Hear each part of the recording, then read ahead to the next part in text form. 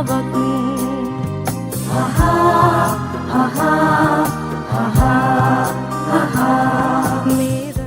පොහොසත් රටක් ලස්සන ජීවිතයක් රජයේ දැක්ම සහ ප්‍රවාහන ප්‍රතිපත්තියට අනුව ග්‍රාමීය ජනතාවගේ මාර්ග සහ ප්‍රවාහන පහසුකම් වැඩි දියුණු කිරීම යටතේ හේවා ඉන්න කලටුවාව ප්‍රජාශක්ති කමිටුවෙන් සිදු කළ යෝජනාවකට අනුව ප්‍රාදේශීය සභා මන්ත්‍රී වජිර සුසන්ත ජයසෝම සහෝදරයාගේ මැදිහත් වීමෙන් දිනපතා බටහිර කලටුවාවේ සිට හේවා ඉන්න කළුවඳුර පුවප්පිටිය හරහා හයිලෙවල් මාර්ගය ඔස්සේ හෝමාගම දක්වා දිවෙන නව ශ්‍රී ලංගම බස් රථයක් 2026 අප්‍රේල් මාස 21 වන අඟහරුවාදා දින සිට ධාවනයට එක් කෙරේ.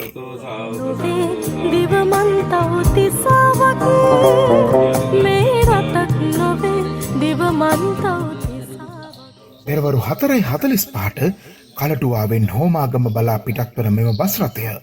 නැවත පස්වරු 6:45ට අවිස්සාවෙල්ලට පැමිණ පුවප්පිටිය කළුවඳුර හේවායින් හරහා කලටුවාව වෙත ළඟා වේ.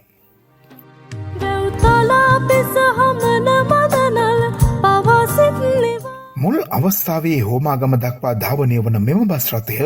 කොළඹ මධ්‍යම බස් නැවතුම්පළ දක්වා දීර්ඝ කිරීමට නියමිතයි. 2026 අප්‍රේල් මාස 21 වන අඟහරුවාදා කලටුවාව මිනිමුතු ක්‍රීඩා පිටිය අසලදී උදැසන 4ට පැවැත්වෙන මෙහි සමාරම්භක මොහොතට සහ